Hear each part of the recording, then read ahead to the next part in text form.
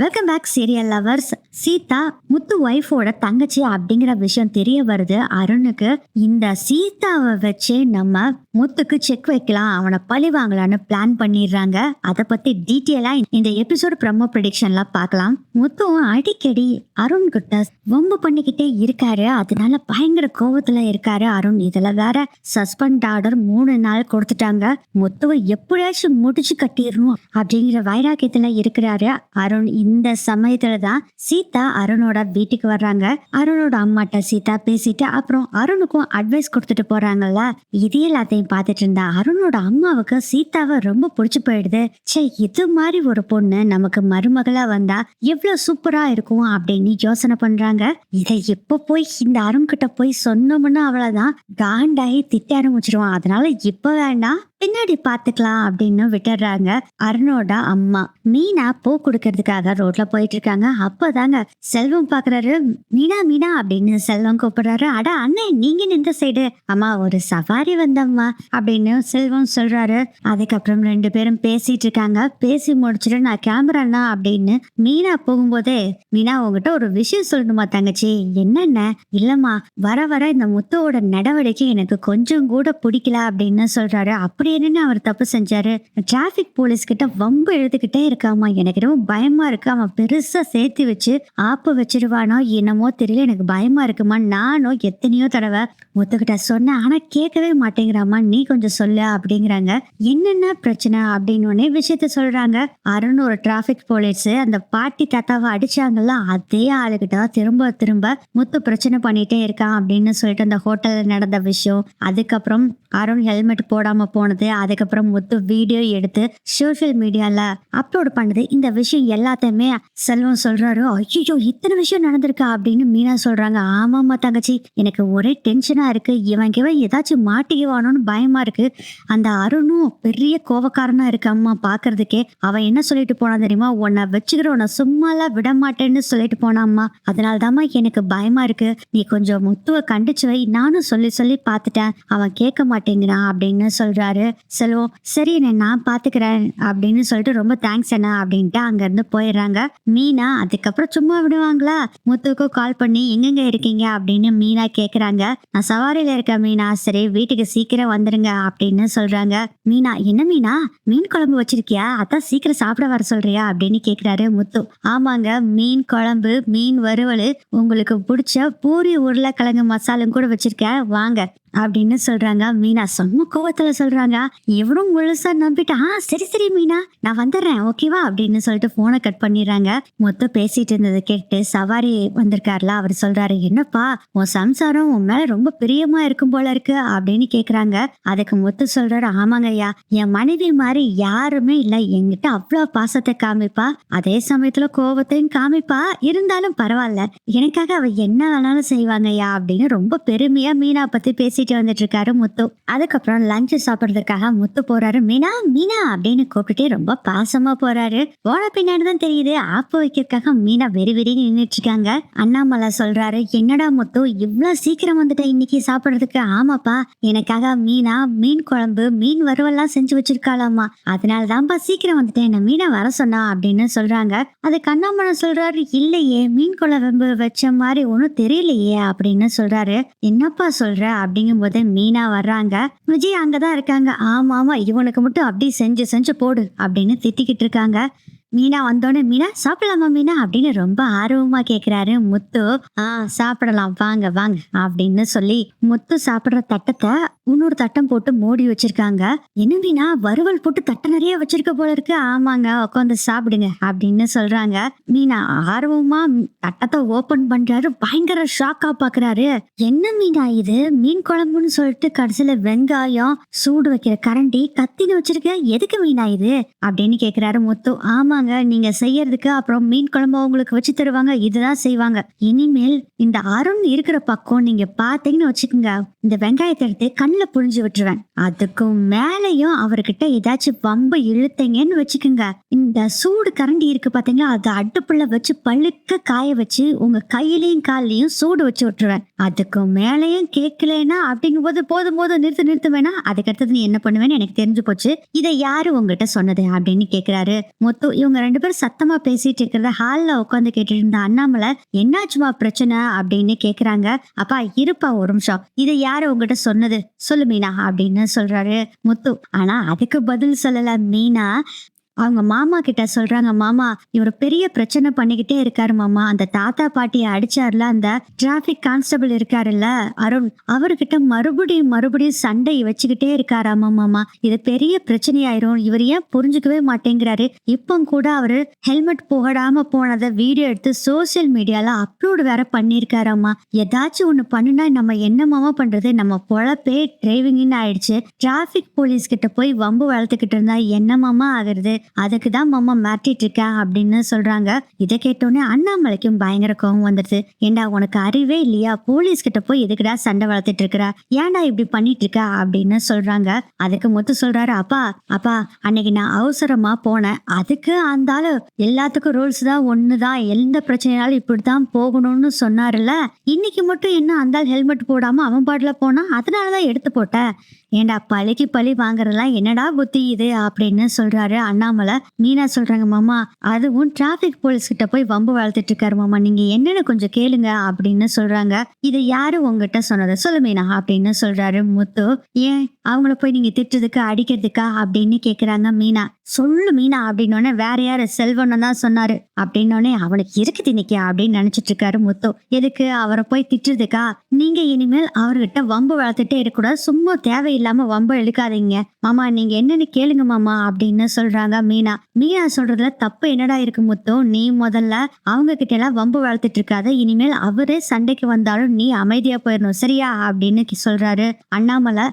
சரிப்பா ஓகே விடு, அப்ப என்னை இதுக்குதான் வர சொன்னியா, மீன் குழம்புன்னு பொய் சொல்லி என்ன வர வச்சுக்கிறேன் நான் வச்சுக்கிறேன் அப்படின்னு சொல்றாங்க முத்து. அதுக்கு மீனா சொல்றாங்க, அதெல்லாம் இல்ல, நிஜமானே மீன் குழம்பு வச்சுதான் வச்சிருக்கேன், உங்களுக்கு காலையிலே வச்சுட்டேன் அப்படின்னு சொல்றாங்க. என்னம்மா மீன் குழம்பு வச்சதே தெரியலையேம்மா அப்படின்னு சொல்றாரு அண்ணாமலை. மாமா நான் காலையில நேரத்திலே வச்சுட்டேன் மாமா, இவருக்காக தான் செஞ்சேன். இதை கேட்டோன்னே எனக்கு கோவம் வந்துருச்சு மாமா அப்படின்னு சொல்றாங்க. சரி விடுமா, அதை தான் சொல்லிட்டேன் நீ செய்ய மாட்டான்னு அப்படின்னு சொல்றாங்க. சரி வாங்க அப்படின்னு சாப்பாடு போடுறாங்க. அப்புறம் மீன் குழம்பு சாப்பிட்டுட்டு, மீனா உன் கைப்பக்கம் யாருக்குமே வராது மீனா, தூள் கலப்பிட்டு போ அப்படின்னு சாப்பிட்டுட்டு நிம்மதியா போறாரு. இதுல பாத்தீங்கன்னா 3-4 நாள் ஓடிடுது. மறுபடியும் சஸ்பெண்ட்ல இருந்தவரு டியூட்டிக்கு வந்துடுறாரு அருண். அருண் டியூட்டில இருக்க ஏரியால தான் முத்து சவாரிக்கு வந்திருக்காரு. கார்ல போயிட்டு இருக்காரு முத்து. காரை பாத்துறாரு, செம்ம காண்டாகுது, எப்படியாச்சும் இவனை மாட்டி விடணுமே அப்படின்னு யோசனை பண்றாரு. அதனால என்ன பண்றாருன்னா, வண்டி எடுத்துட்டு முத்துக்கு தெரியாம பின்னாடி ஃபாலோ பண்ணி வர்றாரு. முத்து சவாரியை இறக்கி விட்டுட்டு இருக்காரு. அந்த சமயத்துல என்ன பண்றாருன்னா, நம்பர் பிளேட்ல நம்பர் இருக்கும்ல, அந்த நம்பர்ல லாஸ்ட்ல இருக்க நம்பர்ல இவரு ஒரு ஸ்டிக்கர் வச்சிருக்காரு. அந்த ஸ்டிக்கர் எடுத்து லாஸ்ட் நம்பருக்கு பதிலா வேற ஒரு நம்பரை ஒட்டி வச்சிடறாரு. வேணும்னே ஒட்டி வச்சுட்டு அந்த சைடு எஸ்கேப் ஆயிடுறாரு. முத்துக்கு அந்த விஷயம் தெரியல. அதுக்கப்புறம் முத்துக்கு வேற ஒரு சவாரி கிடைச்சிருது. அந்த சவாரிய பிக்கப் பண்றதுக்காக அவரு கிளம்பி போயிட்டு இருக்காரு. போற வழியிலே பாத்தீங்கன்னா ட்ரங்க் அண்ட் டிரைவான்னு சொல்லி எல்லாம் செக் பண்ணிட்டு இருக்காங்க. செக் பண்ணிட்டு இருக்கும் போதே முத்துவும் வண்டி கொண்டு வந்து நிறுத்துறாரு. கரெக்டா அங்க அருண் வர்றாரு. அருண் வந்து ஒவ்வொரு காரவா செக் பண்ற மாதிரி செக் பண்ணிட்டு, இவரோட காரை செக் பண்ற மாதிரி செக் பண்ணிட்டு, என்னடா வண்டி விட்டு இறங்கு அப்படிங்கிறாங்க முத்துவ. சார் நான் எதுக்கு சார் இறங்கணும், நான் குடிக்கல, அதே மாதிரி லைசன்ஸ்ல இருந்து எல்லாமே இன்சூரன்ஸ்ல இருந்து பக்காவா வச்சிருக்கேன், அதான் இந்த கான்ஸ்டபிள் தான் பார்த்தாரு, வேணும்னா அவர்கிட்ட கேட்டுக்குங்க அப்படின்னு சொல்றாங்க. டே நீ முதல்ல இறங்குடா அப்படின்னு அருண் சொல்றாரு. ஏன் சார் இறங்க சொல்றீங்க, இறங்குறியா இல்ல நான் இந்த வண்டியை அப்படி டோ பண்ணி தூக்கிட்டு போயிட்டுமா அப்படின்னு சொல்றாங்க. இல்ல இறங்குறேன் அப்படின்னு சொல்லிட்டு இறங்குறாங்க. என்ன இது அப்படின்னு நம்பர் பிளேட்டை காமிக்கிறாரு. நம்பர் அப்படி படிச்சுக்கிறது, இதான் சார் என்னோட கார் நம்பரு அப்படின்னு சொல்றாரு முத்து. அப்படியா வா அப்படின்னு சட்டையை பிடிச்சி தர இழுத்துட்டு வந்து இந்த நம்பரை படி அப்படிங்கிறாரு. பின்னாடி பார்த்தா படிக்கிறாரு. லாஸ்ட்ல வர்ற நம்பர் வேற ஒரு நம்பர் ஒட்டி இருக்கு. இதை பார்த்துட்டு என்ன இது, அங்க முன்னாடி ஒரு நம்பர் இருக்கு, பின்னாடி ஒரு நம்பர் இருக்கு, என்ன இல்லீகல் பிசினஸ் ஏதாச்சும் பண்றியா, நம்பர் பிளேட் ஒட்டி இருக்க போல இருக்கு அப்படிங்கிற மாதிரி சொல்றாரு அருண். சார் நான் எதுக்கு சார் பண்றேன், நான் உழைச்சு சாப்பிடுறவன் சார், நான் எதுக்கு இந்த வேலையெல்லாம் பண்றேன் அப்படின்னு சொல்லி முத்து சொல்றாரு. உடனே என்ன பண்றாருன்னா, இன்னொரு கான்ஸ்டபிள கூப்பிட்டு இந்த காரை முதல்ல எடுத்துட்டு போங்க அப்படின்னு சொல்றாரு. சார் நான் என்ன சார் தப்பு பண்ணேன்? டேய் நீ இல்லீகல் பிசினஸ் பண்ணிருக்க. வேற ஒரு நம்பர் பிளேட்டை ஒட்டி ஏதோ ஒரு காரியத்தை பண்ணிருக்க. அதனாலதான் இந்த நம்பர் பிளேட்டை எடுக்கும்போது தெரியாம இந்த நம்பரை ஒட்டிருச்சு. அதனால உன்னை அரெஸ்ட் பண்றோம் அப்படின்னு சொல்லி அரெஸ்ட் பண்ணி கூட்டிட்டு போயிடுறாங்க. முத்துவே அரெஸ்ட் பண்ணி கூட்டிட்டு போயிடுறாங்க. காரையும் சேஸ் பண்ணிடுறாங்க. முத்து செம்ம காண்டில் இருக்காரு. சார் முன்பகையை வச்சு பண்ணிட்டு இருக்கீங்கன்னு எனக்கு நல்லா தெரியுது சார். வேண்டாம் சார், என்னோட தொழிலை கெடுக்காதீங்க அப்படின்னு சொல்லும்போது, டேய் நீ மட்டும் என்னோட தொழிலை கெடுக்கலாம், நான் மட்டும் உன் தொழிலை கெடுக்க கூடாதா அப்படின்னு சொல்லி அருண் சொல்றாரு. அப்போ இதெல்லாம் உங்க வேலைன்னு நினைக்கிறேன் அப்படின்னு அப்படி நக்கலா ஒரு சிரிப்பு சிரிச்சுக்கிட்டு வண்டி எடுத்துட்டு கிளம்புறாரு. முத்துவா அரெஸ்ட் பண்ணி போலீஸ் ஸ்டேஷனுக்கு கூட்டிட்டு போயிட்டு இருக்காங்க. சார் என் ஒய்ஃபுக்கும் என் ஃப்ரெண்டுக்கும் ஒரு கால் மட்டும் பண்ணிடுறேன் சார் அப்படின்னு முத்து சொல்றாரு. ஐயோ அந்த அருண் இருக்காருல, அவர் திட்டுவாருப்பா, வேண்டாம் அப்படின்னு கான்ஸ்டபிள் சொல்றாரு. சார் ப்ளீஸ் சார் அப்படின்னு சொல்றாரு முத்து. சரி ஒரே ஒரு தடவை பண்ணிக்கோ அப்படின்னு சொல்லி முத்துவோட போனை கொடுக்குறாரு அந்த கான்ஸ்டபிள். முத்துவும் கால் பண்ணி நடந்த விஷயத்த சொல்றாங்க. பதறி போயிடுறாங்க மீனா. என்னங்க இப்படி ஆயிடுச்சு? நான் ஏற்கனவே சொன்னேன்ல அவர் ஏதாச்சும் பழி வாங்குவாருன்னு, பாருங்க எப்படி பண்ணியிருக்காரு மீனா. நான் ஒண்ணுமே பண்ணல, அவரா இது ஒரு தப்பை கிரியேட் பண்ணி இது மாதிரி ஒரு சுச்சுவேஷனை கிரியேட் பண்ணி பண்ணிட்டு இருக்காரு மீனா அப்படின்னு சொல்றாரு முத்து. சரி நீங்க போலீஸ் ஸ்டேஷன்ல இருங்க, நான் சத்யாவையும் அருணையும் கூப்பிட்டு ஏதாச்சும் வக்கீல் இருந்தா கூட்டிட்டு வர சொல்றேன் அப்படின்னு சொல்றாங்க. சரி அதை முதல்ல செய்ய அப்படின்னு சொல்லிட்டு போனை கட் பண்ணிடுறாங்க. சத்யா கூப்பிட்டு இந்த விஷயத்த சொல்றாங்க. என்னக்கா எப்படி நடந்துருச்சு அப்படிங்கிறாங்க. ஆமாடா, முதல்ல அவரை போலீஸ் வந்து பெயில் எடுக்கணும்டா, அதனால நல்ல ஒரு வக்கீலை நீ அரேஞ்ச் பண்ண அப்படின்னு சொல்றாங்க மீனா. அக்கா எனக்கு அன்னைக்கு ஒருத்தர் வாதாடினார்ல, அந்த பணம் திருட்டு போச்சுன்னு சொல்லி அத்தன் கூட மிரட்டினப்போ ஒருத்தர் வந்து சேவ் பண்ணார்ல, அந்த வக்கீலவே கூப்பிடலாமா அப்படிங்கிறாங்க. சரிடா அவங்களவே கூப்பிட்டுக்கலாம் அப்படின்னு சொல்றாங்க மீனா. அதுக்கப்புறம் மீனா போலீஸ் ஸ்டேஷனுக்கு வந்துடுறாங்க. மீனா முத்துவை பார்த்துட்டு ரொம்ப பதறாங்க. என்னங்க இப்படி ஆயிடுச்சு? நான் தான் ஏற்கனவே சொன்னேன்ல அவங்க கிட்ட சண்டை வச்சுக்காதீங்கன்னு, நீங்க தாங்க கேட்க மாட்டேங்கிறீங்க. அட விடு மீனா, நான் எந்த தப்பும் படல, கண்டிப்பா நான் வெளியே வந்துடுவேன், எனக்கு நம்பிக்கை இருக்கு. சரி வக்கீல வர சொல்லிட்டியா அப்படின்னு கேக்குறாரு முத்து. சத்யா கூட்டிட்டு வந்துட்டு இருக்காங்க. சத்யாவுக்கு பார்த்தார்ல ஒரு வக்கீல், அவரே தாங்க வர்றாரு அப்படின்னு விஷயத்த சொல்றாங்க. அதுக்குள்ள சத்யா வக்கீல் 2 பேரும் வந்துடுறாங்க. வக்கீல் வந்தோடனே இன்ஸ்பெக்டர் கிட்ட கேக்குறாரு. சார் எந்த ஒரு ஆதாரத்துல என்னோட கிளைண்ட்டை எந்த வித எவிடன்ஸுமே இல்லாம எப்படி நீங்க அரெஸ்ட் பண்ணலாம், எப்படி ஜெயில போடலாம் அப்படின்னு கேக்குறாங்க. அதுக்கு அருண் வர சொல்றாரு. சார் எல்லா ஆதாரம் இருக்கு, முன்னாடி பக்கம் ஒரு நம்பர் இருக்கு, பேக் சைடு ஒரு நம்பரை வேற ஒட்டி வச்சிருக்கான். நம்பர் தெரியாம இருக்கணுங்கிறதுக்காக அவன் ஏதோ ஒரு இல்லீகலா பிசினஸ் பண்ணிருக்கான், ஏதோ சரக்கவோ ஏதோ ஒரு பொண்ணவோ ஏத்திட்டு போயிருந்திருக்கான், அதனாலதான் இது மாதிரி பண்ணிருக்கான் அப்படின்னு சொல்றாரு அருண். அதுக்கு முத்து சொல்றாரு, இது மாதிரி எந்த ஒரு தப்பையும் நான் பண்ண மாட்டேன் அப்படின்னு சொல்றாரு முத்து. அருண் சொல்றாரு, பெரியவங்க எல்லாம் பேசிட்டு இருக்கோம்ல, நீ கொஞ்சம் வாயை பத்திட்டு இருக்கியா அப்படின்னு வேற நக்கலா கிண்டலா வேற பேசுறாரு. இன்ஸ்பெக்டருக்கு அப்பயே புரிஞ்சிருது இது எல்லாமே அருணோட வேலை தான், அருண் தான் வேணும்னே இது மாதிரி பண்ணி அந்த முத்துவை புடிச்சு போட்டிருக்காங்க அப்படிங்கறது புரிஞ்சிருது. அருண் கிட்ட இன்ஸ்பெக்டர் சொல்றாரு, அருண் நீ ஏதாச்சும் பண்ணிருந்தேன்னா சொல்லிரு, இது பெரிய பிரச்சனையா மாறிச்சுன்னா அப்புறம் உன்னோட வேலைக்கே உழ வச்சிடும் இது அப்படின்னு சொல்றாங்க. சார் நான் எதுவுமே தப்பு பண்ணல சார், அவன் ஏதோ பண்ணிருக்கான், நான் அதனாலதான் பிடிச்சேன் அப்படிங்கிற மாதிரி அருண் சொல்றாரு. எனக்கு ஒரு 5 நிமிஷம் டைம் கொடுங்க அப்படின்னு சொல்லிட்டு வக்கீல் உடனே அந்த காரை சுத்தி முத்தியும் போய் பாக்குறாரு. பார்த்துட்டு வந்து கேக்குறாரு, என் கிளைண்ட் கிட்ட நான் கொஞ்சம் பேசணும் அப்படின்னு சொல்றாரு வக்கீல். அதுக்கப்புறம் முத்துக்கிட்ட பேச விடுறாங்க. முத்துக்கிட்ட நீ எங்கிருந்து இன்னைக்கு காலையில இருந்து போயிட்டு வந்த, இன்னைக்கு கார் ஏதாச்சும் வாஷ் பண்ணியா அப்படின்னு கேக்குறாங்க. ஐயா காரை நான் எடுக்கும் போதே பார்த்தேன், நம்பர் பிளேட்ல அதே நம்பர் தான் இருந்தது, இவர் வந்து கேட்ட பின்னாடிதான் அந்த நம்பர் பிளேட்டை போய் பார்த்தேன், அப்பதான் மாறி இருந்தது சார் அப்படிங்கிற விஷயத்த சொல்றாங்க. சரி இன்னைக்கு காலையில இருந்து எந்தெந்த பக்கம் நீ சவாரி போன எல்லா டீட்டெயில்ஸும் என்கிட்ட சொல்லு அப்படின்னு சொல்லி வக்கீல் சொல்றாரு. அதுக்கப்புறம் இவரு எங்கெங்க போனா என்ன ஏதுன்னு சொல்றாரு. அது எல்லாத்தையுமே வாய்ஸ் ரெக்கார்டா பதிஞ்சு வச்சுக்கிறாரு வக்கீல். அதுக்கப்புறம் இன்ஸ்பெக்டர் கிட்ட போயிட்டு, சார் எனக்கு ஒரு 1/2 மணி நேரம் டைம் கொடுங்க சார், அதுக்குள்ள இதை நான் நிரூபிச்சு காமிக்கிறேன், முத்து இது பண்ணலேன்னு அப்படின்னு சொல்றாங்க. சரி சார் உங்களுக்கு 1/2 மணி நேரம் டைம் தரேன் அப்படின்னு சொல்றாரு. ஏன்னா அருண் தான் இதை செஞ்சிருப்பாரோன்னு சந்தேகத்துல இருக்காரு இன்ஸ்பெக்டர், அதனால டைம் கொடுக்குறாரு. அது வரைக்கும் முத்துவை யாருமே எந்த வித இன்வெஸ்டிகேஷன் சொல்லியோ எதுன்னு சொல்லியோ அவர் அடிக்க கூடாது, துன்புறுத்த கூடாது அப்படின்னு சொல்றாரு வக்கீல். சரி சார் நான் பாத்துக்கிறேன், நீங்க போங்க அப்படின்னு சொல்லி இன்ஸ்பெக்டர் சொல்லிடுறாரு. அதுக்கப்புறம் வக்கீல் போலீஸ் ஸ்டேஷனை விட்டு வெளியே வர்றாரு. மீனா கேக்குறாங்க, சார் இப்ப 1/2 மணி நேரம் டைம் கேட்டிருக்கீங்க, என்ன பண்ண போறீங்க சொல்றேன் மீனா, சொல்றேன். நீங்க இங்கேயே இருங்க. சத்யா, நீயும் உன் அக்காக்கு துணையா இங்கேயே இரு. அப்புறம் இன்னொரு விஷயம், உங்க மாமாவ அடிக்காம பாத்துக்கோ. அந்த அருணுங்கிற கான்ஸ்டபிள் தான் இந்த வேலையெல்லாம் பண்ணிட்டு இருக்கான். அவன் பழிக்கு பழி வாங்குறதுக்கு தான் பிளான் பண்ணிட்டு இருக்கான். நான் இந்த சைடு வந்தோடனே அடிக்க ஆரம்பிச்சிருவான். அதனால நீங்க இங்கேயே இருங்க, நான் வந்துடுறேன் அப்படின்னு சொல்லிட்டு வக்கீல் அவர் அசிஸ்டன்ட் 2 பேரும் எங்கேயோ போறாங்க. மீனா அப்புறம் சத்யா 2 பேரும் இங்கேயே வெயிட் பண்ணிட்டு இருக்காங்க. கண்ணும் கருத்துமா முத்துக்கு எதுவும் ஆகாம அங்கேயே நின்னு பாத்துக்கிட்டு இருக்காங்க. அப்பதாங்க 1/2 மணி நேரம் ஆகுது.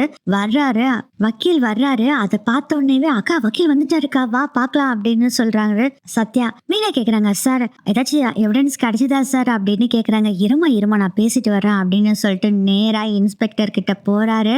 சார், நான் ஆதாரத்தோட வந்திருக்கேன். என் கிளைண்ட் முத்து எந்த வித தப்புமே பண்ணல. தப்பு பண்ணது பூரா உங்களோட டிராபிக் கான்ஸ்டபிள் தான் அப்படின்னு சொல்லி இது எவிடன்ஸோட நான் நிரூபிக்கிறேன் அப்படின்னு சொல்லி வீடியோவை காமிக்கிறாரு. பார்த்தா சிசிடிவி கேமரா வீடியோ. இது எங்க இருந்து எடுத்திருக்காருன்னா ஒவ்வொரு சிக்னல்லையும் இருக்கக்கூடிய வீடியோவா இவர் எடுத்திருக்காரு. சார், இது எப்படி எங்களுக்கு தெரியாம எடுத்தீங்க அப்படின்னு கேக்குறாங்க. சார், உங்ககிட்ட நான் இத பத்தி கேட்கல. ஆனா உங்களுக்கு மேல இருக்க மேல் இடத்துக்கிட்ட பெர்மிஷன் வாங்கி இந்த சிசிடிவி கேமரா ஃபுட்டேஜ் எடுத்துட்டு வந்திருக்கேன் அப்படின்னு சொல்றாங்க. இந்த சிசிடிவி ஃபுட்டேஜ் பாருங்கன்னு இன்ஸ்பெக்டர் கிட்ட வக்கீல் கொடுத்தோன்னே தூக்கி வாரி போடுது. அருணுக்கு போச்சு, நம்ம வசமா மாட்டிக்கிட்டோம் அப்படின்னு நினைச்சுக்கிட்டு இருக்காரு. காலையில இருந்து வண்டி எங்கெங்க போகுதோ அது எல்லாமே இருக்கு. எல்லாத்துலயுமே முன்னாடியும் சரி பின்னாடியும் சரி சேம் நம்பர் தான் இருக்கு. முத்துவோட காரோட நம்பர் தான் அது. அப்பதாங்க கடைசியா இவங்க அரெஸ்ட் பண்றதுக்கும் ஒரு 10 மினிட்ஸ்க்கு முன்னாடி கான்ஸ்டபிள் அருணை காரை கிராஸ் பண்ணி போகுது. அருணும் முத்துவோட காரை ஃபாலோ பண்ணி போய்கிட்டு இருக்காரு அப்படிங்கறது தெரிய வருது. முத்துவோட காரை ஃபாலோ பண்ணி போயிட்டு இருக்கப்போ முத்துவோட கார் நம்பரா தான் இருக்கு. ஆனா இன்னொரு சிக்னலுக்கு போகும்போது பார்த்தா அங்க கான்ஸ்டபிள் அருண் ஃபாலோ பண்ணல. ஆனா முத்துவோட கார் நம்பர்ல முன்னாடி முத்துவோட கார் நம்பரும் பின்னாடி முத்துவோட கார் நம்பர் பிளேட்ல லாஸ்ட்ல ஒரு நம்பர் மட்டும் சேஞ்ச் ஆனது தெரிய வருது.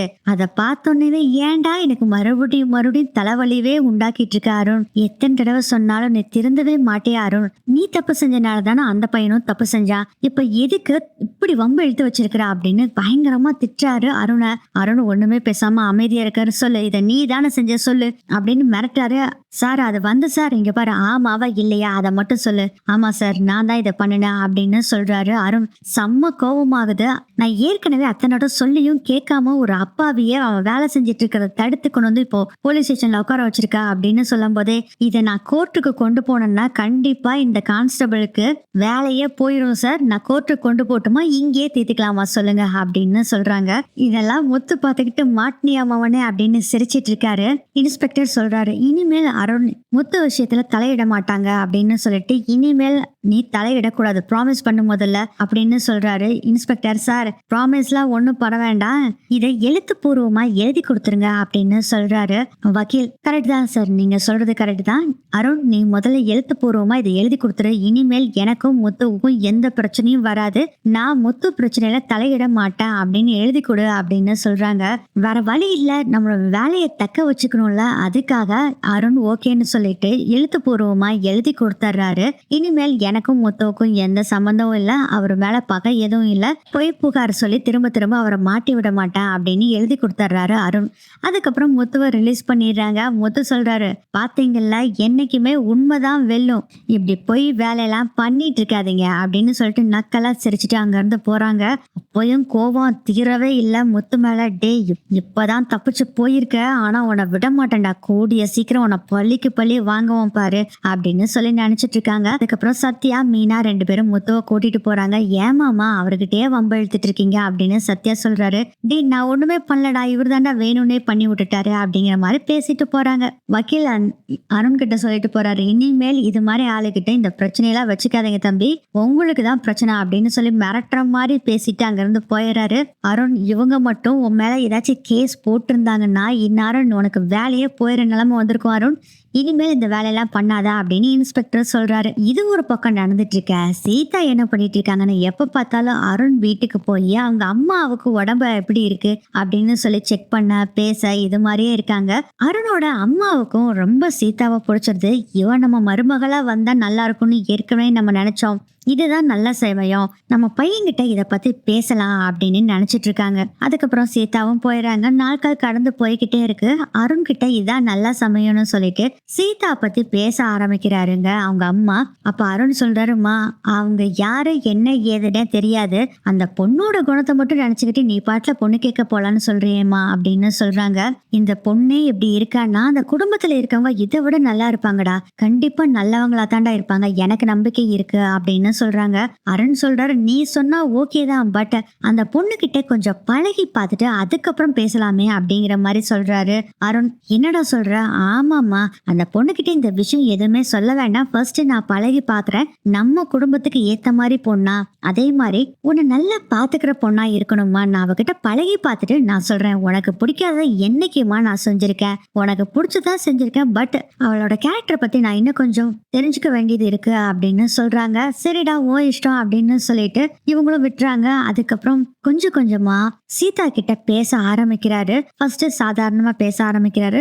சீதாவோட கேரக்டர் ரொம்ப பிடிச்சு போயிருது அருணுக்கு. சரி, சீதா அம்மா சொன்ன மாதிரி நல்ல பொண்ணா தான் இருக்கா, அவளவே கல்யாணம் பண்ணிக்கலாம் அப்படின்னு சொல்லி சம்மதம் சொல்லிடலாம் அம்மா கிட்டன்னு வீட்டுக்கு வரலான்ட்டு வண்டியில வந்துகிட்டு இருக்காரு. அப்பதாங்க முத்துவும் சீதாவும் நின்னு பேசிட்டு இருக்கிறத பாக்குறாரு அருண். அருணுக்கு ஒரு டவுட் ஆகுது, முத்துவுக்கும் சீதாக்கும் ஏதாச்சும் ஃப்ரெண்ட்ஷிப் இருக்குமோ இல்ல சொந்தக்காரங்களா அப்படின்னு யோசனை பண்றாரு. சரி சரி, ஒருவேளை கால் டாக்ஸிலும் கூட வந்திருக்கலாம்ல சீதா, எதுக்கும் போன் பண்ணி கேட்டுடலாம் அப்படின்னு சொல்லிட்டு முத்து போன பின்னாடி சீதாக்கு போன் பண்ணி பேசிட்டு இருக்காரு. பேசுற மாதிரி பேசி, உன்ன ரோட்ல நான் பார்த்தேன், நான் போயிட்டு இருக்கப்ப உங்ககிட்ட பேச முடியல, நீ யாரு கூட நின்னு பேசிக்கிட்டு இருந்த, யார் அது அப்படின்னு கேக்குறாரு அருண். அதுக்கு அது என்னோட மாமா முத்து அப்படின்னு சொல்றாங்க. இது அந்த கால் டாக்ஸி ஓட்டுறவரா? ஆமா, உங்களுக்கு தெரியுமா அப்படின்னு கேக்குறாங்க. இல்ல நான் போறப்ப பாத்திருக்கேன், அவ்வளவுதான், வேற ஒண்ணும் இல்ல, அவர் கார்ல நிறைய தடவை அந்த சைடு இந்த சைடும் போவாரு, அப்ப பாத்திருக்கேன் அப்படிங்கிற மாதிரி சொல்லிடுறாரு அருண். மாமானா எந்த வகையில அப்படின்னு கேக்குறாரு அருண். என் அக்காவை கல்யாணம் பண்ணிருக்காரு இவரு அப்படிங்கிற மாதிரி சீதா சொல்றாங்க. அப்போவே செம்ம கடுப்பாயிருது. சீதாவே வேண்டாம் அப்படிங்கிற அளவுக்கு முடிவுக்கு வந்துடுறாரு அருண். சரி நான் போனை வைக்கிறேன் அப்படின்னு சொல்லிட்டு போனை வச்சிடறாரு. செம்ம கடுப்பாயிராரு அருண். அருண் கூட ஒரு ஃப்ரெண்ட் இருப்பார்ல, அவர்கிட்ட இந்த விஷயத்த சொல்றாரு. சீதா முத்து ஒய்ஃபோட தங்கச்சியாமா இது, எனக்கு இந்த சீதா தேவையே இல்லை, நான் அம்மாட்ட போய் சொல்ல போறேன் அப்படின்னு சொல்றாரு அருண். அதுக்கு அருணோட ஃப்ரெண்டு சொல்றாரு, டே வேண்டாண்டா, அம்மா ஆசைப்பட்டு சொல்லியிருக்காங்க இந்த பொண்ணை, நீ கல்யாணம் பண்ணிக்கோ, டே இந்த பிரச்சனை எல்லாத்தையுமே மறந்துட்டா, உன்னோட லைஃப் பாரு அப்படிங்கிற மாதிரி சொல்றாங்க. ஆனா அருண் கேக்குற மாதிரி இல்ல. வண்டியில வந்துட்டு இருக்கும் போதே யோசனை பண்ணிக்கிட்டே வந்துட்டு இருக்காரு. அப்பதான் ஒரு யோசனை வருது, இந்த முத்துவை எப்படி பழி வாங்கணும் நம்ம நினைச்சிட்டு இருக்கோம், ஆனா இனி சட்டப்பூர்வமா அவனை பழி வாங்க முடியாது, இந்த சீதாவை வச்சு நம்ம பழி வாங்கலாம் அப்படின்னு முடிவுக்கு வர்றாரு. சீதாவை கொடுமைப்படுத்தி அதன் மூலியமா அவனை துன்படுத்தணும் அப்படிங்கிற மாதிரி நினைக்கிறாரு. இதுல சீதா வேற சொல்லியிருப்பாங்க, எனக்குன்னா என் மாமா என்ன வேணாலும் செய்வாரு, என் மாமா என்னை தங்கச்சி மாதிரி வச்சு பாத்துக்கிறாரு அப்படிங்கிற மாதிரிலாம் சொல்லியிருப்பாங்க. அதெல்லாத்தையும் நினைச்சு பார்த்துட்டு இதுதான் கரெக்ட், சீதாவை கல்யாணம் பண்றோம், சீதாவை கொடுமைப்படுத்துறோம், அத்தை சாக்கா வச்சு நம்ம முத்துவையும் கொடுமைப்படுத்தணும் அப்படிங்கிற மாதிரி முடிவு பண்ணிட்டு அவங்க அம்மா கிட்ட நேரா போய் சீதாவை கல்யாணம் பண்ணிக்கிறதுக்கு ஓகே அப்படின்னு சொல்லிடுறாரு. என்ன நடந்தாலும் சரி, அந்த முத்து சண்டை போட்டு இந்த கல்யாணமே நடக்க கூடாதுன்னு சொன்னாலும் சரி, இந்த கல்யாணத்தை எப்படியாச்சும் நம்ம நடிச்சு கிடிச்சு கல்யாணத்தை நடத்திடணும், அதுக்கப்புறம் இவனுக்கு ஆப்பு வைக்கணும் அப்படின்னு முடிவு பண்ணிடுறாரு. அதுக்கப்புறம் அருணோட அம்மா என்ன பண்றாங்கன்னா சீதா கிட்ட இந்த விஷயத்த சொல்றாங்க. சீதாவும் இல்ல, நான் இப்பதான் வேலைக்கு போயிட்டு இருக்கேன், என் அம்மாக்கெல்லாம் பணம் கொடுக்க வேண்டியது இருக்கு அப்படிங்கிற மாதிரி சொல்றாங்க.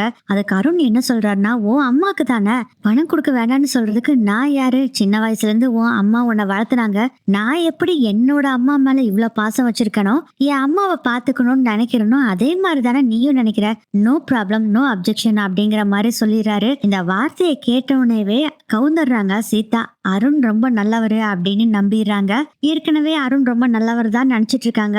இத சொல்றத கேட்டோடனே இது மாதிரி யாரு நமக்கு கிடைப்பா அப்படின்னு சொல்லிட்டு ஓகேங்கிற மாதிரி தான் நம்ம சீதாவும் வந்துடுறாங்க. ஆன்ட்டி இதை என் அம்மா கிட்ட பேசணும், அதுக்கப்புறம் தான் சொல்ல முடியும் அப்படிங்கிற மாதிரி சொல்றாங்க. இந்த விஷயத்த சரி நீ ஃபோன் நம்பர் கொடுமா நான் பேசிக்கிறேன் அப்படின்னு அருணோட அம்மா ஃபோன் நம்பர் வாங்கிட்டு அதுக்கப்புறம் சீதாவோட அம்மா கிட்ட இந்த விஷயத்த பத்தி பேசுறாங்க. அப்போதான் சீதாவும் வீட்டுல தான் இருக்காங்க. என்னங்க இப்படி சொல்றீங்க? ஆமாங்க, உங்க பொண்ணு எனக்கு ரொம்ப பிடிச்சிருக்கு, என் பையனுக்கும் பிடிச்சிருக்கு, நீங்க உங்க பொண்ணுகிட்ட கலந்து பேசிட்டு சொல்லுங்க அப்படின்ட்டு போனை வச்சிடுறாங்க. என்னடி இப்படி சொல்றாங்க? யாரு அருண்னு சொல்றாங்க, யாரு உனக்கு தெரியுமா அப்படின்னு சீதாவோட அம்மா கேக்குறாங்க. சீதா சொல்றாங்க, எனக்கும் அந்த பையனை பிடிச்ச மாதிரிதாம்மா இருக்கு, ஏன்னா அவனோட சேலரியில ஒரு குறிப்பிட்ட அமௌண்ட் உங்களுக்கு கொடுப்பேன்னு சொன்னேன், அதை பத்தி கவலையே இல்லைன்ட்டாரு, அவர் ரொம்ப பெரும்போக்கா பேசுறாருமா, அதனால எனக்கு ரொம்ப பிடிச்சிருக்கு அப்படிங்கிற மாதிரி சொல்றாங்க. அதை பார்த்தோன்னே உனக்கு பிடிச்சிருக்குன்னா எனக்கும் பிடிச்சிருக்கு, அக்கா மாமா கிட்ட பேசிட்டு நம்ம இதை பத்தி மூவ் பண்ணலாம் இதுக்கு மேல அப்படின்னு சொல்றாங்க. அதுக்கப்புறம் சீதா கிட்ட இந்த விஷயத்த அவங்க அம்மா சொல்றாங்க. இதை கேட்டு ரொம்ப சந்தோஷப்படுறாங்க. என்ன பண்றாரு அப்படின்னு கேக்குறப்போ அவரு போலீஸா இருக்காராமா அப்படின்னு சொல்றாங்க. சரி பொண்ணு பார்க்க வர சொல்லுங்க, நானும் அவர்கிட்ட சொல்லிடுறேன் அப்படின்னு சொல்றாங்க.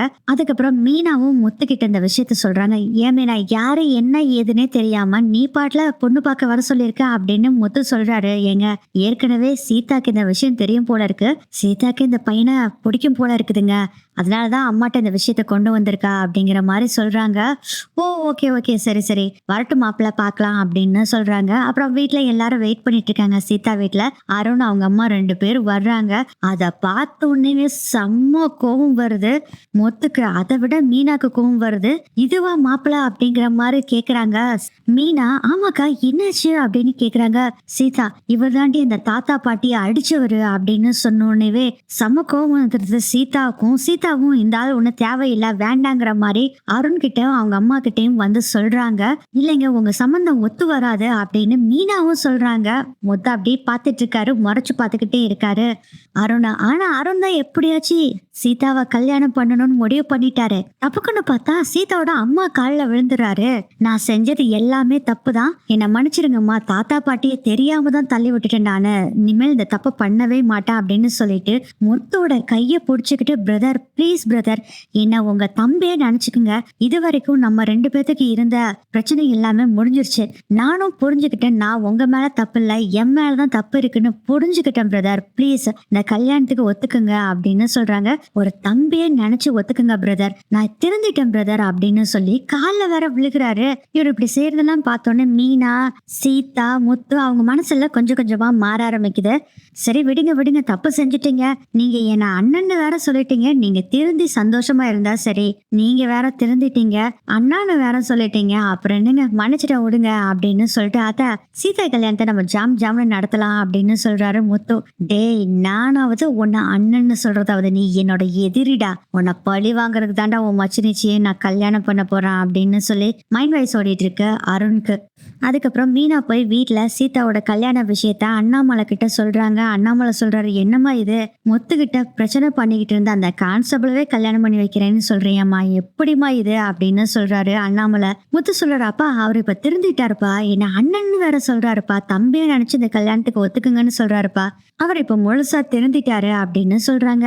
எப்படியோ திருந்திட்டா சந்தோஷம்தான்ப்பா, ஏன்னா ரொம்ப சொந்தமா போச்சு, ஏதாச்சும் நாளை போனா பிரச்சனை வரக்கூடாதுல்ல, அதுக்குதான் சொன்னேன் அப்படின்னு அண்ணாமலை சொல்றாரு. இல்லப்பா அவரு திருத்திட்டாராமா அப்படிங்கிற மாதிரி முத்து சொல்லிட்டு இருக்காரு. அப்புறம் என்ன நிச்சயம் ஒரு வழியை நடத்தி முடிச்சிடுறாங்க. சீதா கிட்ட மட்டும் இல்ல, சத்யா கிட்ட, சீதாவோட அம்மா மீனா முத்துக்கிட்ட எல்லாத்துக்கிட்டையுமே அவ்வளோ அன்பா பழகிட்டு இருக்காரு அருண். இது எல்லாமே நடிப்பு அப்படிங்கிற மாதிரி சொல்ற அளவுக்கு எதுவுமே இல்லை, அவ்வளோ கரெக்டா நடிச்சிட்டு இருக்கிறாரு. ஆனா மனசுக்குள்ள கொஞ்சம் கூட அந்த வஞ்சகம் தீரவே இல்லை அருணுக்கு. கடைசியில கல்யாணம் வருது. கொஞ்சம் கொஞ்சமா இந்த சீதாவை கொடுமைப்படுத்துறதுக்கு பதிலா ஒட்டு மொத்தமா கல்யாணத்தன்னைக்கே ஒரு ஆப்பா முத்துக்கு வச்சிடலாம் அப்படின்னு பிளான் பண்றாரு அருண். இந்த பத்திரிகையெல்லாம் வைக்க போறாங்க, முத்து தான் கூட்டிட்டு போறாரு எல்லா பக்கமே. அதுக்கப்புறம் ஹோட்டலுக்கு எல்லாம் போறாங்க. அவ்வளவு சந்தோஷமா இருக்காங்க எல்லாரும். மீனா முத்து சத்யா சீதா அருண் எல்லாருமே ஹோட்டல்ல போய் சந்தோஷமா சாப்பிட்டுட்டு ஜாலியா இருக்காங்க. இப்படியே நாட்கள் நகர்ந்து போயிட்டு இருக்கு. கல்யாணமும் வருது. அப்போ அவங்க ஃப்ரெண்டு சொல்றாரு அருண் கிட்ட, டே என்னடா இவ்வளவு இதா பழகிட்டு இருக்க, என்னமோ பழி வாங்குற அப்படி இப்படின்னு சொல்லிட்டு இருந்த, நல்ல வேலைக்குடா நீ மாறிட்ட, இதுதாண்டா தேவை அப்படின்னு சொல்றாரு. டே யாருக்குடா இதெல்லாம் தேவை, நான் பழி வாங்குறதுக்காக தான் அவளை கல்யாணமே பண்றேன் அப்படின்னு சொல்றாங்க. டே வேண்டாண்டா, அந்த சீதா பாவம் ரொம்ப நல்ல பொண்ணா இருக்குடா அப்படின்னு அருணோட ஃப்ரெண்டு சொல்றாங்க. டேய் அவ நல்ல பொண்ணுதான், அதனால நான் அந்த முத்துவை மன்னிச்சுக்க முடியுமா? கல்யாணத்தை பண்ண பின்னாடி இந்த சீதாவை கொடுமைப்படுத்தி அதன் மூலமா முத்துவை கஷ்டப்படுத்தலாம் நினைச்சிட்டு இருந்தேன். ஆனா இதை விட ஒரு சூப்பர் ஐடியா வந்துச்சுடா. என்ன எப்படி அங்க எல்லாத்து முன்னாடி அசிங்கப்படுத்தினானோ அதே மாதிரி முத்துவை நான் அவங்க சொந்தக்காரங்க முன்னாடி அசிங்கப்படுத்த போறேன் அப்படின்னு சொல்றாரு. அருண் என்னடா பண்ண போற? டேய் இருக்குடா நான் சொல்ல மாட்டேன் அப்படிங்கிறாரு. இல்லடா என்னன்னு சொல்லு அப்படின்னு சொன்னோடனே காதுல குசு குசுன்னு சீக்கிரட்டா ஒரு விஷயத்த சொல்றாரு. இதை கேட்டுட்டு டேய் என்னடா எப்படி ஒரு பிளான போட்டு வச்சிருக்க, இது உன்னோட வாழ்க்கையும் வேஸ்ட் பண்ணிரும்டா அப்படின்னு சொல்றாரு அருணோட ஃப்ரெண்டு. அதுக்கு அருண் சொல்றாரு, அத பத்தில எனக்கு கொஞ்சம் கூட கவலையே இல்ல. எனக்கு தேவை அந்த முத்து அசிங்கப்படணும், அத்தனை சொந்தக்காரங்க மத்தியில அவன் என் காலில் விழுகணும், அதுதான் எனக்கு தேவை அப்படின்னு சொல்றாரு அருண். வேண்டாண்டா இது பிரச்சனையாகும்டா, உன் லைஃப் போயிருண்டா. டேய் என் லைஃப் போற பத்தி எனக்கு கவலையே இல்லை, இவ இல்லைன்னா வேற ஒரு பொண்ணு, எனக்கு அதை பத்தி கவலை இல்லடா அப்படின்னு சொல்றாரு. நீ கேட்கவும் மாட்ட திருந்தவும் மாட்ட போ அப்படின்னு விட்டுறாரு அவர் ஃப்ரெண்டு. அதுக்கப்புறம் கல்யாண மண்டபத்துக்கு எல்லாருமே போறாங்க. பொண்ணு மாப்பிள்ள அழைச்சு கூட்டிட்டு போறாங்க. சந்தோஷமா நைட் எல்லாம் அவ்வளவு ஜாலியா எல்லாருமே என்ஜாய் பண்ணிட்டு இருக்காங்க. அடுத்த நாள் காலையில ஆகுது. சீதாவுக்கும் அருணுக்கும் கல்யாணமும் நடக்குது. கல்யாணம் முடிஞ்சோடனே சீதா அருண் ரெண்டு பேர்த்தையும் அருணோட அம்மா காலில் விழுக சொல்றாங்க. அவங்க அம்மா காலில் விழுந்து ரெண்டு பேரும் ஆசீர்வாதம் வாங்கிக்கிறாங்க. அதுக்கப்புறம் சீதாவோட அம்மா காலில் விழுக சொல்றாங்க. அவங்க காலையும் விழுந்து ஆசீர்வாதம் வாங்கிக்கிறாங்க. அக்கா மாமா காலில் விழுந்து ஆசீர்வாதம் வாங்கிக்கோ அப்படின்னு சொல்லி புரோகிதர் சொல்றாரு. சீதா போய் காலில் விழுக போறாங்க. அருள்டா அப்படின்னு நின்றுகிட்டு இருக்காரு. என்னங்க நின்றுட்டு இருக்கீங்க, காலில் விழுங்க அப்படின்னு சொல்லும் போதே நான் எதுக்கு இவன் காலில் விழுகணும், இந்த டிரைவர் காலில் அப்படின்னு சொல்றாரு அருண். அண்ணாமலையில இருந்து எல்லாருமே அப்படியே ஷாக்கா பாக்குறாங்க. என்னங்க சொல்லிட்டு இருக்கீங்க அப்படின்னு கேக்குறாங்க சீதா. ஆமா நான் அதைத்தான் சொல்றேன், இவனுக்கும் எனக்கும் ஏற்கனவே பகை இருக்கு, நான் எப்படி இவன் காலில் விழுக முடியும் அப்படின்னு. மாப்பிள்ள என்ன மாப்பிள்ள சொல்றீங்க அப்படின்னு சொல்லிட்டு, உங்களுக்கு தான் அந்த பகையெல்லாம் தீர்ந்துருச்சுன்னு ஏற்கனவே சொன்னீங்களே அப்படின்னு சொல்றாங்க சீதாவோட அம்மா. இங்க பாருங்க, எனக்கு அதெல்லாம் தெரியாது. இந்த முத்து இந்த சொந்தக்காரங்க எல்லாத்து முன்னாடியும் என் காலில் விழுந்தா மட்டும்தான் நான் சீதாவை எங்க வீட்டுக்கு கூட்டிட்டு போவேன். அதுவும் எப்படி காலில் விழுகணும், என்னை மன்னிச்சிருங்க மாப்பிள்ள அப்படின்னு சொல்லி சாஷ்டாங்கமா என் காலில் விழுந்து மன்னிப்பு கேட்கணும். அப்பனா தான் நான் சீதாவை ஏத்துக்குவேன், இல்லாட்டி இவ வாழா வெட்டியா வீட்லயே இருந்துக்க வேண்டியதான் அப்படின்னு சொல்றாங்க. இதை கேட்டோடனே மீனாக்கு பயங்கர கோவம் வருது. முத்து அப்படியே சட்டையை பிடிச்சாரு. ஏன்டா அப்ப என் குடும்பத்தை ஏமாத்தி இந்த வேலை பண்ணுனியா அப்படின்னு சொல்றாங்க.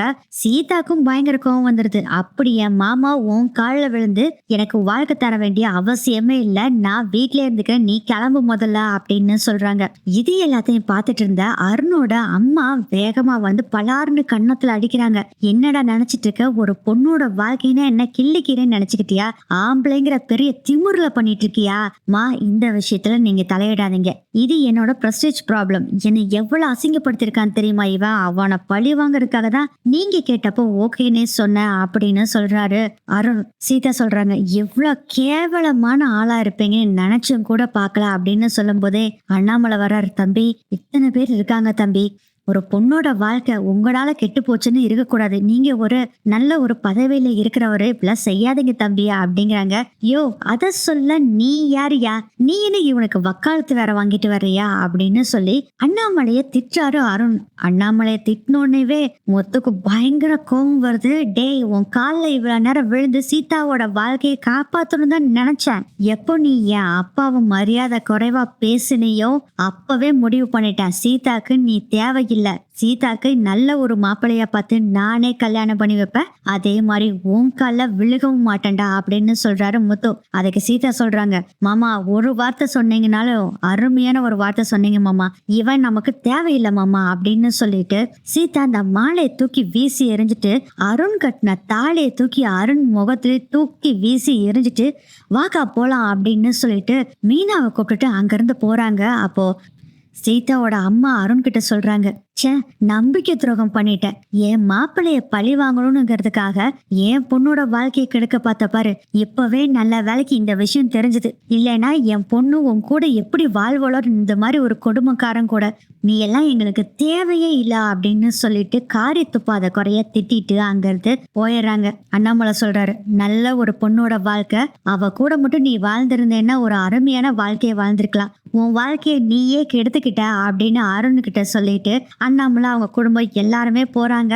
அருண் பிளான் பண்ணது என்னமோ, முத்து எப்படியும் கால்ல விழுந்து மன்னிப்பு கேட்பாரு, அதை எல்லாரும் போட்டோ வீடியோலாம் எடுக்க சொல்லி சோஷியல் மீடியால அப்லோட் பண்ணலாம் அப்படின்லாம் பிளான் பண்ணிக்கிட்டு இருந்தாரு. ஆனா இப்படி நடக்கும்னு அருண் கொஞ்சம் கூட எதிர்பார்க்கல. அருணோட அம்மா வந்து சொல்றாங்க, நீ எல்லாம் ஏன் வயித்துல பிறந்தவனாடா, உங்க அப்பா எவ்வளவு நல்லவர், அவரோட புள்ளைன்னு சொல்றதுக்கு உனக்கு தகுதியே இல்லடா, என் மூஞ்சிலே முழிக்காத அப்படின்னு சொல்லிட்டு அருணோட அம்மாவும் போறாங்க. அம்மா ப்ளீஸ்மா, அம்மா ப்ளீஸ், ஏமா அப்படிலாம் சொல்லாதம்மா அப்படின்னு சொல்லிட்டு பின்னாடியே அருண் போறாரு. அருணோட அம்மா சொல்றாங்க, இனிமேல் என் வீட்டு பக்கம் வந்துடாத, நீ என் பையனே இல்ல. ஒரு பொண்ணோட வாழ்க்கைன்னு கூட நினைக்காம ஒருத்தனை பழி வாங்குறது மட்டும்தான் உன்னோட குறிக்கோள்னு நினைச்சிட்டு இருந்த பாரு, நீ என் பையன் இல்ல. ஒன்னு முத்துக்கால்ல விழுந்து மன்னிப்பு கேளு, அதுவும் எல்லா சொந்தக்காரங்களும் வச்சு முத்துக்கால்ல விழுந்து மன்னிப்பு கேட்டு சீதாவை கூட்டிட்டு வா, அவ கூட வாழ். இல்லைன்னா என் மூஞ்சிலே முழிக்காத, நீ என் பையனே இல்ல, உனக்கும் எனக்கும் இனி எந்த சம்பந்தமும் இல்ல அப்படின்னு சொல்லிட்டு அருணோட அம்மாவும் அங்க இருந்து போயிடுறாங்க. இப்ப அருண் பயங்கர குழப்பத்துல இருக்காரு, என்ன பண்றதுன்னே தெரியாம டென்ஷன்ல இருக்கிறாரு. அப்பதான் ஒரு ஃப்ரெண்டு வர்றாரு. டேய், நான் ஏற்கனவே சொன்னேன்ல, வேண்டாம் பழி வாங்குற வேலையெல்லாம் வேண்டாம், அந்த சீதா ரொம்ப நல்ல பொண்ணா இருக்கா, உன் வாழ்க்கையும் நல்லா இருக்கும்னு சொன்னேன், நீ அதை கேட்காம பழி வாங்குறதுதான் முக்கியம்னு சொல்லி செஞ்சு உன்னோட வாழ்க்கையும் வீணாக்கிட்டேடா அப்படின்னு சொல்லி ரொம்ப திட்டிட்டு அவரும் அங்கிருந்து போயிடுறாரு. அருண் தப்பு பண்ணிட்டோமோ அப்படிங்கிற மாதிரி ஃபீல் பண்ணிக்கிட்டு இருக்காரு. இப்படிதான் இந்த எபிசோடு நடக்கும்னு நினைக்கிறேன்.